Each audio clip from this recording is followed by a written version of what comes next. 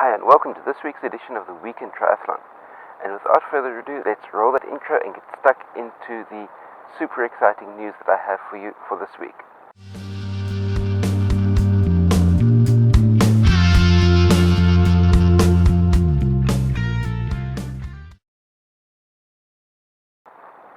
First up, there's been a dramatic shift in the power base of international triathlon. The golden rule of franchising is that you never let too many of your outlets get controlled by a single franchisee, a single owner. In other words, if you own the overall company, you don't want one guy out there owning too many of your branches, because then that way you effectively start getting the effect of the tail wagging the dog. In other words, that business owner has got way too much power because he owns too many of your outlets, and he can influence the decisions that need to be made by head office. But it seems that the good folk from the ITU were sleeping in on the morning that was being taught at franchise school. You see, the ITU owns the brand, so to speak, of the World Triathlon Series. It's a series that consists of 9 events around the globe every year.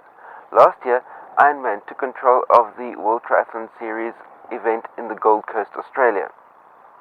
Now, Ironman has just purchased Lagardère Sports Endurance Division, and in doing that, Ironman has taken control of a further 5 World Triathlon Series events.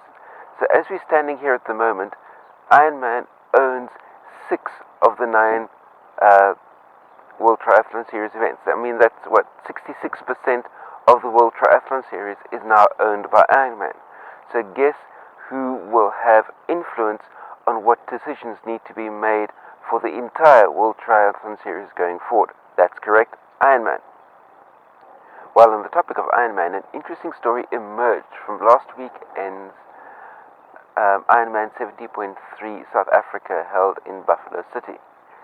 2 of the athletes, together with one of the race referees, broke away from the swim course to go and rescue 2 youths that have got themselves into trouble getting caught in the rip current. So they broke away from the swim course, went out, rescued these 2 youngsters, got them onto the referee's boat, all safe and sound, returned to the swim course, completed their swim, bike and run to finish their half Ironman. So that, not only is it a really good feel-good story overall, but it just goes to show the spirit of triathlon, going out there and helping your fellow person.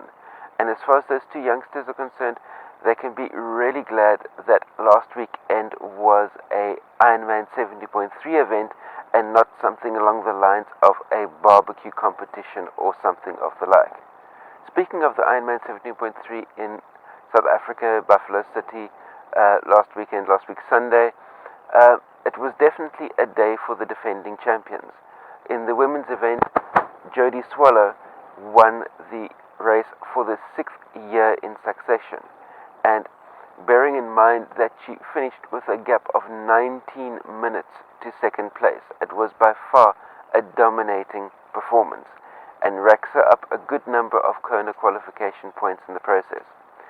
The men's race was won by defending champion, the captain, otherwise known as Matt Troutman. Interesting to note that Matt is being coached by Brett Sutton and Jodie is being coached by Siri Lindley, and Siri is part of the TriSato coaching team. So effectively, Jodie, that used to be directly under Brett Sutton, now under Siri, is still part of the TriSato coaching setup, and Matt is coached directly by the doc himself. Next weekend on the Ironman front, we've got 2 events coming up, or should I say, there are 2 events over the course of the weekend, but the first one's date is slightly different than what you would normally expect.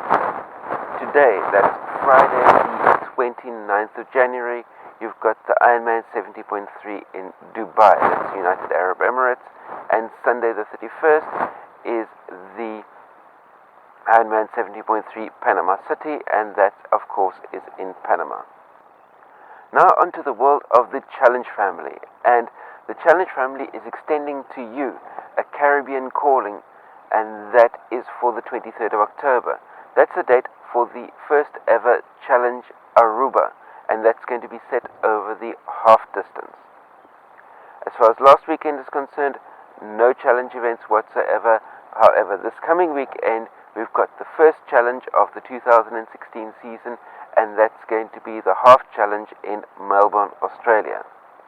Onto the world of Xterra, and as I mentioned last week, Xterra is in full sleep mode through until February, so maybe by the time we get to next week there might be some degree of news starting to trickle through slowly from the world of Xterra.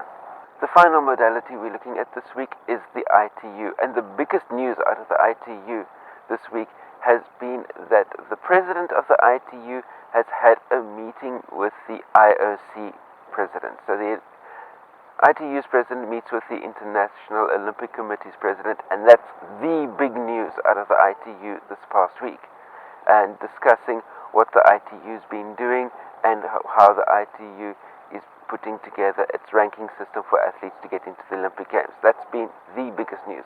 It seems that having meetings and having gala dinners are of far greater importance to the ITU than maintaining effective control of its own World Triathlon Series. But go figure. As far as last weekend was concerned, there was the European Triathlon Union Winter Triathlon Championship, and the ladies' race there was won by Olga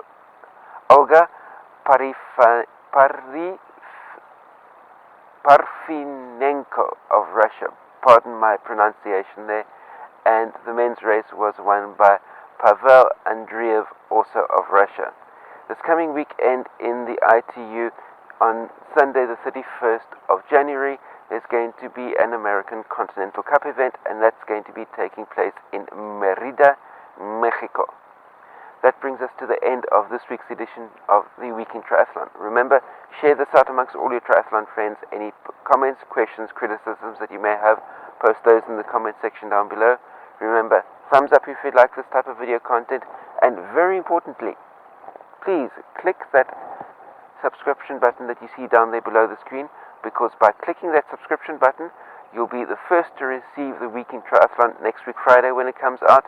And not only that, you'll be able to be receiving into your inbox on a daily basis all the athlete questions that I answer here on YouTube, on this channel, every day. So every day, 2 p.m. European Standard Time, 1 p.m.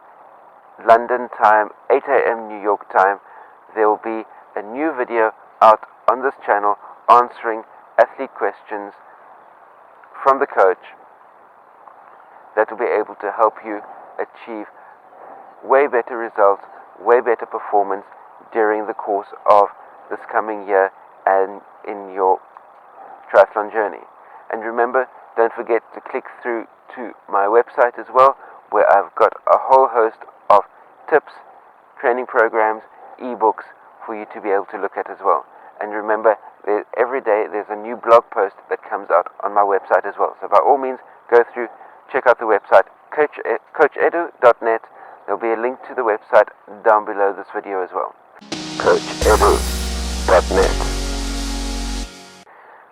And with that, it's time to be able to tell you to stay carved up for the win, and I'll be seeing you next week for another edition of the Week in Triathlon, and every day for an athlete question answered. And until then, cheers.